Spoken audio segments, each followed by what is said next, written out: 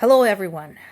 I think one of the primary themes emerging from the news about the war in Ukraine lately has been the dramatic difference in how the two sides are carrying out this war.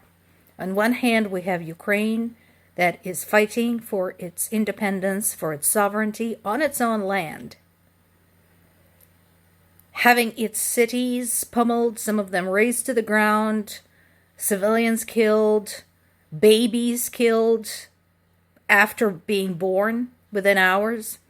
And then we have Russia, who screams and yells when a couple of drones hit some strategic objects or scratch up a building in Moscow. There's been more attacks against Ukraine's capital, Kyiv, and there have been casualties. So far, actually, depending on which source you look at, the number of casualties varies, but what we do know, they included a 9-year-old girl and her mother killed by the falling debris. NATO, again, is being confusing. They're saying that Ukraine will become part of NATO. Guys, make up your mind. You keep saying that Ukraine can't become the part of NATO while it's at war, and then you say it will. Sort it out. I think NATO and EU both owe Ukraine a tremendous debt for being a buffer between them and Russia. Just, as they said in Monty Python and the Holy Grail, get on with it. Russia continues to accuse everyone in sight and basically threatening U.S. and other countries who provide aid to Ukraine.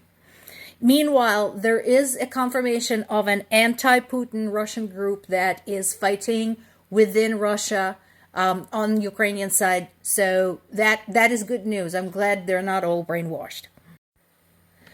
So this is an additional article from Euronews, again, talking about attacks against Kyiv and giving some additional information about the casualties. And once again, I'd like to point out one detail. Kyiv is the cradle of Christianity in the Eastern Europe. It's one of the centers of the basically Slavic Orthodox faith. And for all of Russia's statements about their religious values, they have no qualms shelling it. Better late than never. French President Macron acknowledged that they should have listened to European countries about Russian invasion. And a reminder, there's still children missing from Ukraine.